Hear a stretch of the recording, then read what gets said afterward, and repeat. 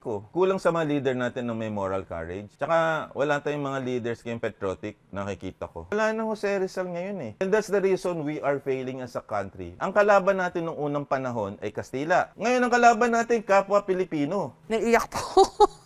Hindi, yan ang totoo. Yan ang pinakamasakit na hindi katanggap-tanggap. Naiiyak ako sa mga sinasabi nyo. Real talk siya eh. Oo nga po.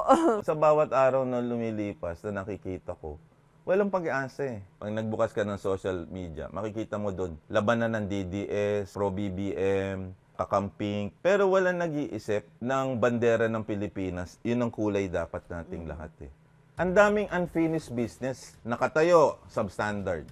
Nakatayo, walang doktor at nurses. So, dapat pinupunan niya. Pumunta doon ng isang cabinet secretary ng kalusugan. O, tingnan natin to ha. Sumbong na natin, baga maunahan pa tayo. Eh, bakit hindi namomonitor yan? To the credit of the Secretary of Health, Dr. Liachon, Secretary Erbosa, siya mismo nag-expose nito ha. O, aftermath.